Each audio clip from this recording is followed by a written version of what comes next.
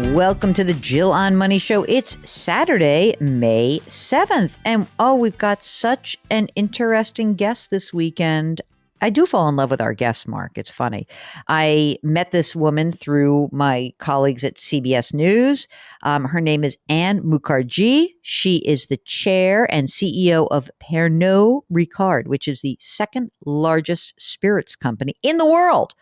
Now, what's so wild about this is that, we've talked to female CEOs before, and we've said, it's hard when you're in tech, or it's hard to be a female CEO in business. This industry, I think she's the only one of a publicly traded company that's a woman. Isn't that amazing, Mark? So in this first part of the interview, we're going to talk about Anne's background and kind of what happened when she joined this company. It was like literally minutes after she joined, the pandemic hit. So I was interested to learn what happens to you when you come into a big company like this and you're confronted with this huge, huge shift in the universe. So here's part one of our interview with Anne Mukherjee. So, Anne, welcome to the program. And I just would like to start with sort of understanding how you got to this position, because the first thing that I thought, a CEO who's a woman, how nice. Then I started to read in on your story. And I have to be honest with you, being the female CEO is the least interesting fact about your life. Yeah, I'll be honest with you, Jill. Like, a lot of people were stunned when they heard that I was taking this role. And a lot of it is stemmed from the fact that alcohol has had a very difficult role in my life. I lost my mother to a drunk driver when I was 14, and she died at 36. I've been sexually abused by people who've used alcohol as a weapon. And people said, and so why are you going to go run an alcohol company? And here's the simple reason. I know what it's like to be hurt by it. And I can either put my head into the sand and run away from it, or I can change it. And so I chose to walk into the fire. I took a seat at the table, and I am loud and proud about changing this industry and really taking responsibility on head on. All right, let's wind the clock back. You're born in India, right? What part of India?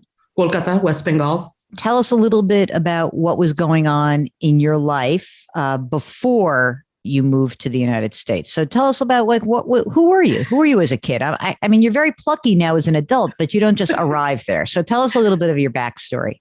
Yeah, I mean, look, I was, typical middle-class family in India. I was an only child. I had incredible parents, and they wanted a better future for all of us and for me. And they made a really bold decision when I was 5 years old to immigrate to America. They were giving out visas to engineers, and my father was an engineer.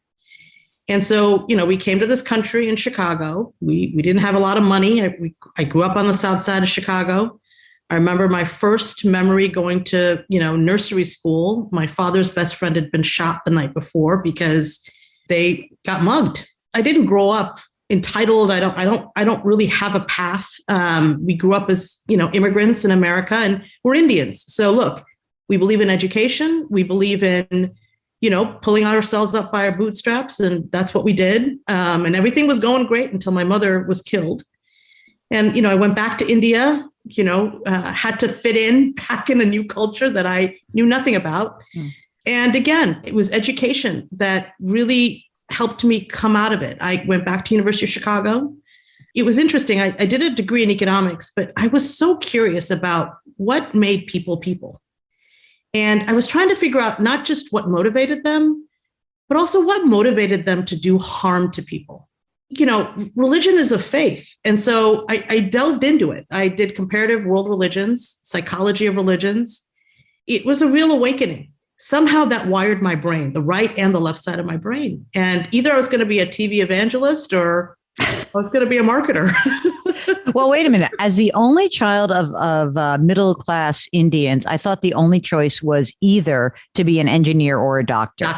I thought that was actually, but you somehow slipped into the world of marketing. I did. And, especially when I was in the world of religion, my father was like, what are you going to do?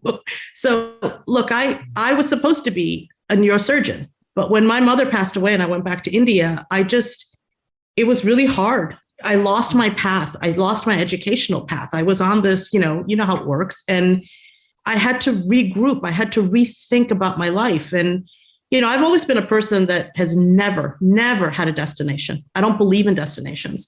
I believe in the journey. Really, everything that I've done has kind of revealed itself to me. And that's kind of how my career's unfolded.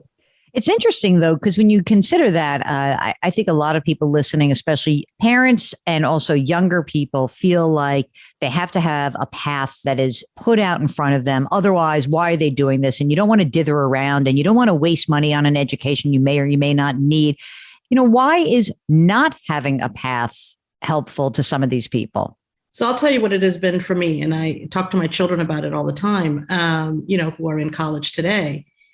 Look, there are a lot of people that follow the rule book. This is the kind of school you should go to, the kind of college, and this is when you're done. Here's who you need to know. And look, I didn't have any of that. And here's the benefit it gave me. I didn't have any rules to bind me. I didn't know what I was doing. So I made up my own rules. And here's the thing. No one had any expectations of me. So as a result, I had nothing to lose. I was always playing to win. Whereas I think people who feel like you've got to be at the perfect school, the perfect whatever, then you grow up thinking, oh my God, I got to play not to lose. And so it just completely changes the way you orient yourself and how you go forward. I've done a lot of things in my career that when I think back on it, I'm like, God, that was a real risk, but it turned out okay. So that's kind of how I've always operated. And I hope others will help their children understand that too. So flashing forward here to today, you started as CEO of this second largest spirits company across the globe.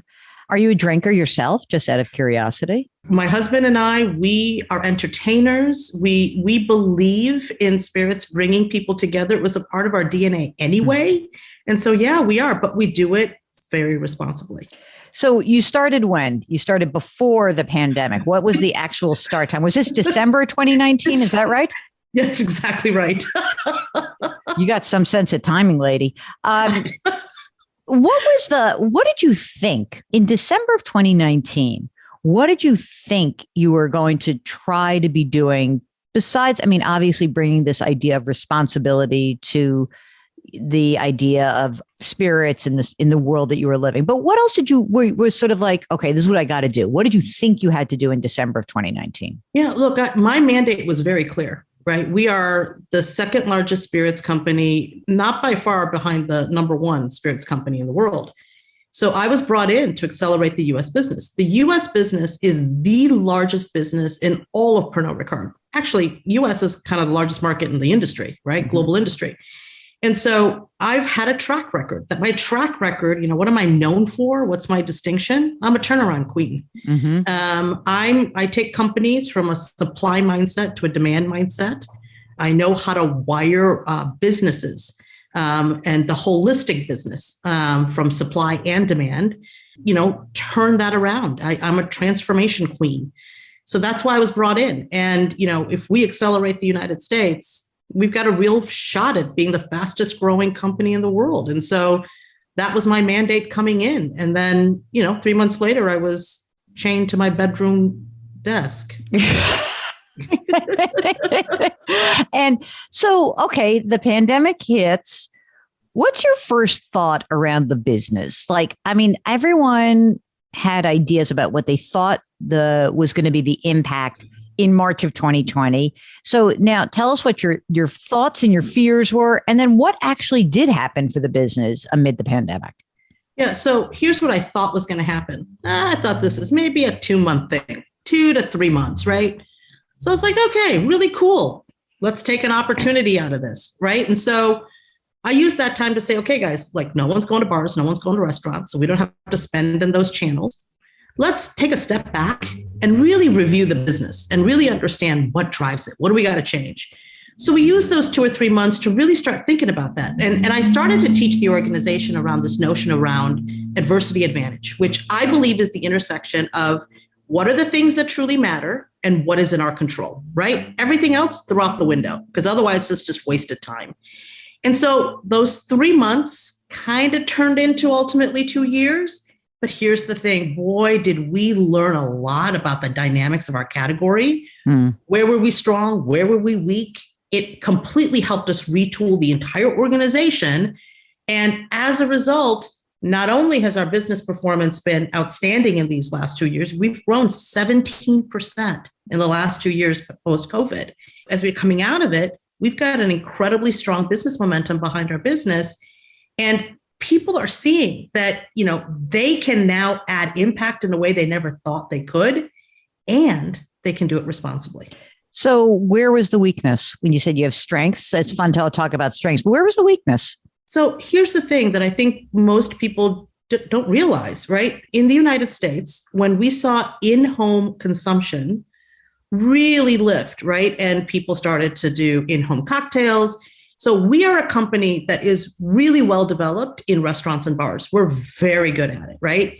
And so where we understood was now if we added a strength in off-premise, right, which is the retail stores, et cetera, and really positioned our whole portfolio to take advantage of that, now we've got an and as a part of our strategy. Mm-hmm. And that's really where the unlock came in. And what people don't realize is that's a big deal to change and go, when you're in a 3-tier system with distributors, that's a lot of change. But that's been a lot of the secret. We've put in a lot of predictive data analytics to help with go-to-market. And as a result, it's the power of the and has really helped us catapult our business. So, you now catapult this business. You want to do it responsibly. And there are a lot of stories about some big problems amid the pandemic where people were drinking more, people who were perhaps, isolated, and there was a lot of heightened anxiety. What is it that a company that profits from this idea of drinking more, what can you do to engender more responsibility around this? One of the things that we've seen, and a lot of this growth that you're seeing in the spirits industry, is we're seeing a kind of a big shift. People are drinking less beer and wine. They're drinking a lot of ready to drink, especially ready to drink cocktails. And what you'll see about those cocktails is they're lower ABV. People are being more conscious of the amount of alcohol that they're putting in their body. And then when it came to the spirits industry, what's really interesting is most of the growth came from premiumization. So it was people buying, but they were buying more expensive, or they were treating themselves because they couldn't go out. And so that's really been the shift in all of this. But because there was a lot of isolation, but because there were a lot of people, kind of drinking to get through it, we were very careful in all our brand communications. I'll give you the first one, Absolute. We ran a program about sex responsibly as the pandemic hit. And that was all around this notion of consent. People who were using alcohol as a weapon to victimize people, we said very clearly, we don't want your business. And it's important for alcohol companies to come out and be directive about things like this. We went on to do things like love responsibly, like when you're coming out of the pandemic. Do it safely. And everybody has different definitions of safety, right? Mix responsibly, which is all around how do you mix now that you're out of the pandemic? So I think brands today have to think about the culture that they're living in, and consumers are voting with their pocketbooks. They want to buy brands that they not just want to buy, but they want to buy into. They want to know what you stand for and what you stand against. And so it's smart business too. That's really, we are looking at how we're doing it, and we're looking at consumers' why and trying to speak to that why. So as we are now hopefully coming into this next new era, which is, we're still in COVID, but it's not COVID scary, right? It's a little bit more like COVID normalization. How are you looking forward about how people go back into bars and restaurants, what the responsibilities are there, and what you feel like you need to do in terms of using your voice as a woman of color, CEO, trying to kind of battle it out in a business that I presume is somewhat male dominated, right? Yeah, pretty much 98% male dominated. Mm-hmm. And I've made a lot of call to actions to the industry about diversity. We at Pernod Ricard believe in conviviality, which is this notion of people coming together, and sharing those magic moments, but in a safe way. We have started programs and we're going city by city. We did a huge kickoff in Dallas around safe nights, and every person should feel safe to walk at night, to be in bars, not to feel like they have to look over their shoulders. We're putting programs together with responsibility.org that really is about not only feeling safe, but also this notion of how do you educate your children? The more we communicate and talk about responsibility, you will engender that behavior, right? And so everything from, we can go on about all these programs that I'm personally putting my, reputation behind, and Pernod Ricard's values believe in that. And then on the other side with employees, it is hard.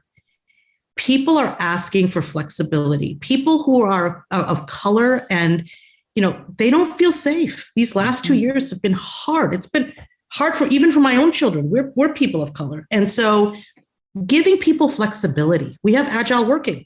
If you feel like you feel safer, working from your computer, we support that, right? So we also support people feeling safe coming into the workplace. We've partnered with a company called Better Balance that allows every employee to understand what their personal issues are, and you get a personalized coaching, whether it's issues at home, issues about diversity problems you might be having, issues at the office. So being thoughtful about people, whether it's the people you serve, the people that work at your company, it's about humanizing how we lead. Okay, tomorrow we'll talk more with Anne about the spirits business and all the different things that are going on post-pandemic and plans they have.